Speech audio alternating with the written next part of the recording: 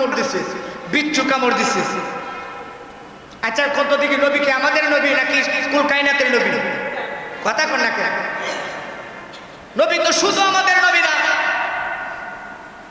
নবীর বিচ্ছু কামড়, বিচ্ছুর জন্য তো নবী, সাপের জন্য নবী। হরিণ এসে নবীদের কাছে বিচার দেখো, ইয়া রাসূলুল্লাহ, ইয়া হাবিবাল্লাহ, একটা বাঘ আমার সন্তানকে শিকার করছে, এখন সে আমাকে খুঁজতেছে খাওয়ার জন্য। নবী তো অনেক অনেক উপরে, ভারতের জমিনে তিনি সাইছো হাজা করবেন ওয়াজ সানজির আজমি রহমাতুল্লাহ আলাইহি, ওনার কাছে হরিণ এসে বিচার দিল, হরিণ এসে বিচার দিল যে আমার একটা সন্তান এতিম অসহায় বাচ্চা, মাসুম বাচ্চা, আমার বাচ্চাটাকে এই যে এই জঙ্গলের একটা বাঘ আমার বাচ্চাটা রেখে ফেলেছে। হুজুর আপনার কাছে বিচার দিলাম, দয়া করে আমার বিচারটা আপনি গ্রহণ করেন। হুজুর আমি কোথাও বিচার পাই না জঙ্গলের মধ্যে, কারণ জঙ্গলার সর্দার হচ্ছে ওরা, ওদের কাছে আমার বিচার নাই, কারণ ওদের কাছে গেলে ওরাই আমার সিবাই খাইবে। এখন আমি যাচাই করে দেখলাম বিচারটা কারে দেওয়া যায়, কে জানি একজন একটা পাখি কানে কানে বলে গেল যে বিচার যদি সঠিক বিচার যদি চাও, এই ভারতের জমিনে একজন মহান আল্লাহর বন্ধু আছে, তার কাছে বিচার দাও, তোমার বিচারটা নগদ পাইবে। হরিণ এসে বলল, হুজুর আপনি আমার বিচারটা করবেন। হুজুর আপনি তো যেহেতু এই দেশের অলিকুল সম্রাট হয়ে আগমন করেছেন, হুজুর আপনি তো শুধু মানুষের জন্য বন্ধু না, মানুষের জন্য গরিবে নামাজ না, আপনি পশু পাখির জন্য গরিবে নামাজ। অথবা আপনার কাছে বিচার দিলাম, আমার সন্তানটারে কেন তারা হত্যা করলো, কেন খাইলো, এর বিচার চাই। আমার আল্লাহর ওলি খাজা করিবে নামাজ, উনি জঙ্গলার দিকে লক্ষ্য করে চোখটা বন্ধ করে আঙ্গুলটা ইশারা দিছে। কিছুক্ষণ পরে বাঘ এসা আস্তে আস্তে আস্তে আস্তে আইসা মুড়িদানটা তাকায় দেখে কাজা করবে নওয়াজের কাছাকাছি এসা পায়ের কাছে এসা কাজা করবে নওয়াজের পায়ের মাঝে যে ধুলাধুলি লাগছে জিহ্বা দিয়ে পরিষ্কার করে ক্ষমা চাচ্ছে। কাজা করবে নওয়াজ কানের মাঝে এইভাবে ধরছে, কানের মাঝে এইভাবে ধরে কই দিকে। মাঝে মাঝে আমরা বাচ্চাদেরকে কানের মাঝে ধরি না, একটু মজা টজা করি না। উস্তাদ যখন বাচ্চাদেরকে কানের মাঝে ধরে একটু শাসন করে, আল্লাহর বলি বাঘের কানের মাঝে ধইরা গালের মধ্যে দুটো থাপ্পড় দিয়ে কয়, তুই হরিণের নিরীহ মানুষ, নিরীহ প্রাণী, ওর দিকে তোর এত নজর করে, পারলে তুই আমার সাথে লাগ। আর ধরে পেতে না সুবহানাল্লাহ। আল্লাহ যে কোরআনে বলছে ওয়া আলামু আন্নাল্লাহা মাআল মুত্তাকিন, আবার কোরআনে আরেক আয়াতে বলছে আলা ইন্না আউলিয়া আল্লাহি লা খাউফুন আলাইহিম ওয়া লা হুম ইয়াহজানুন। যারা আল্লাহর বন্ধু হয়ে যায় তাদের দুনিয়াতে কোনো ভয় নাই, যখন আল্লাহর বন্ধু হয়ে যায় সাত আসমান জমিনের নিচে যা কিছু আছে সব তাদের গোলাম হয়ে যায়।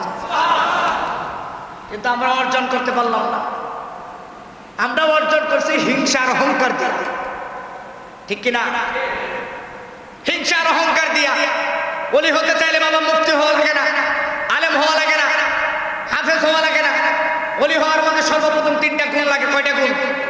জোরে কোন কয়টা? এক নম্বর গুণ, আপনি নিজেকে পবিত্র রাখতে হবে।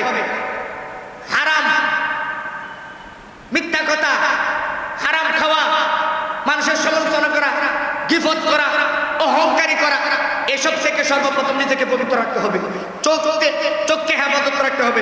দুই নাম্বার, মাতা পিতার খেদমত করা, মাকে মার জায়গায় রাখা, মাকে মার মতো তাজিম করা, বাবাকে বাবার মতো তাজিম করা। কথা বল না, কিন্তু তাও তো করা। তিন নাম্বার, আলা ঈমান আলী আল্লাহ মুহাব্বত আলাহু, নবীর প্রতি পরিপূর্ণ ঈমান মুহাব্বতের সাথে জীবন যাপন করা। সুবহানাল্লাহ। এই তিনটা কাজ খুবই সহজ। এই তিনটা কাজ করতে করতে করতে করতে আপনি কখন আল্লাহর ওলি হয়ে যাবেন আপনি বুঝতে পারবেন না। গালের মাঝে বাঘের দুটো থাপ্পড় দিয়ে কয়, তুই এই কাজটা করলে কেন? হুজুর আমি কি করবো, আমার কাজই হচ্ছে স্বীকার করা। সে পাইছে, আমি সুযোগ পাইছি, খাইছি। তুই পাইলি তারা খাই লাগবি, কিন্তু তার মনের তার বাচ্চাটা তো মাসুম, তার বাচ্চাটা তো মাসুম, তারা এখনো ভালো করে শব্দ করে মা করে ডাকতে পারে না। তার মনের একটা ব্যথা, প্রত্যেকটা মায়ের ব্যথাটা থাকে। সন্তান কখন আস্তে আস্তে ধীরে ধীরে বড় হচ্ছে, কবে মা করে ডাক্তার দিবে, সেই মা ডাকার আশায় মা অপেক্ষায় থাকে। যেই দিন প্রথম মা ডাক্তার দেয় ওই দিন প্রথম ডাকে মা 10 মাস 10 দিনের সেই ব্যথা ভুলে যায়, ভুলে যায়। সন্তানের প্রতি কোনো অভিমান থাকে না, রাগ থাকে না। সন্তানের জন্য মা জীবন দিতে প্রস্তুত নেই। ও তার বাচ্চারা তো মাসুম ছিল, এত মাসুম বাচ্চাটারে কি করে খাইবে? বাচ্চা ফেরত দে। হুজুর খায় নাইছি, হজম হইয়া বার হয়েও গেছে। সুবহানাল্লাহ কইতেন না? আল্লাহর ওলি বলছে তুই চোখ বন্ধ করে ঠিক পারে না, খারে থাক। আল্লাহর ওলি তার পেটের দিকে লক্ষ্য করে আঙ্গুল দা ইশারাতে পেট থেকে ওই হরিণের বাচ্চা জীবিত অবস্থায় পাবে তার মার কাছে গেছে। ক্ষমতা আছে না নাই? দিয়েছেন কে? যেরকম কে? আল্লাহ দিয়েছেন। এটা দুনিয়ার আর আমার আপনার ক্ষমতা না। আল্লাহ যদি ক্ষমতা দেয় কারো সমস্যা আসেনি। একটা মশারে দিয়ে যদি নমরুদের চেষ্টা করতে পারে, আল্লাহর ওলি বাঘরে চেষ্টা করতে পারবে না? হ্যাঁ, তাহলে মশার ক্ষমতা বেশি না আল্লাহর ওলির ক্ষমতা বেশি? হ্যাঁ, আল্লাহ যদি দেয় কারো অসুবিধা আছে? কারো অসুবিধা নাই। আল্লাহর ওলি সমুদ্রের মাঝে যাই নামাজ বিছাইয়া কাদা করবে নামাজ, পুরা সমুদ্র পাড়ি দিবে। সুবহানাল্লাহ। সিদ্দিক একবারে বেল্লা জ্বালানো, চেহারাটা লাল হয়ে গেলেন। এইবার আমার দয়াল নবীর চেহারা মোবারকের উপরে সিদ্দিক একবারে এক ফোঁটা চোখের পানি পড়লেন। আমার নবীর ঘুম ভাঙল। দেখো কিরে আবু বকর, তোমার চেহারাটা এমন লাল হলো, আগুনের মতো লাল হয়ে গেল। ডাক দেখো ইয়া রাসূলুল্লাহ, না না কিছু হয় নাই। এবার আমার নবী ডাক দেখো, আবু বকর রে, তুমি না বললেও আমি জানি তোমার কি হয়েছে, তুমি তাড়াতাড়ি পাউটা সরাও। পাউটা যখন সরাইতে বললেন, সিদ্দিক একবার না না ইয়া রাসূলুল্লাহ, ইয়া হাবিবাল্লাহ, আমার জীবন যাবে তবু আমি পা সরাবো না। কেন সরাইব না? কই ইয়া রাসূলুল্লাহ, আমার জীবনের বিনিময় হলো ইয়া রাসূলুল্লাহ, আমি আমার নবীর গায়ে চুল পরিমাণ আঘাত পাইতে দিব না।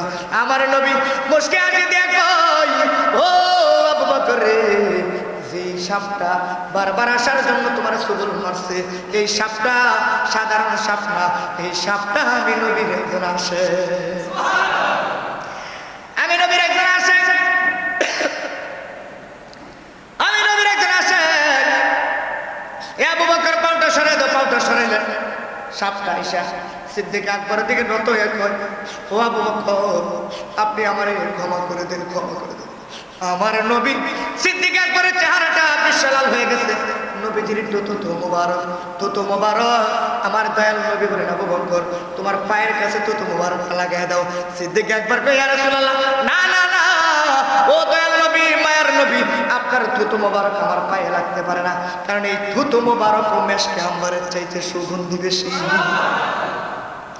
না, এই থুতু মোবারক ইয়া রাসূলুল্লাহ আমি আমার কদমে লাগাইতে পারবো, এটা আমার নবী পারেনি। কোন এক কিতাবের মধ্যে আসছে যে থুতু মুবারক অবশেষে লাগাইলেন, আবার কোন কিতাবের মধ্যে আসছে থুতু মুবারক আমার নবী সিদ্দিক আকবরের ঠুট মুবারকের মধ্যে দিলেন। ঠুট মুবারকের মধ্যে দেওয়ার সাথে সাথে সিদ্দিক আকবর আগের মতো সুস্থ হয়ে গেলেন।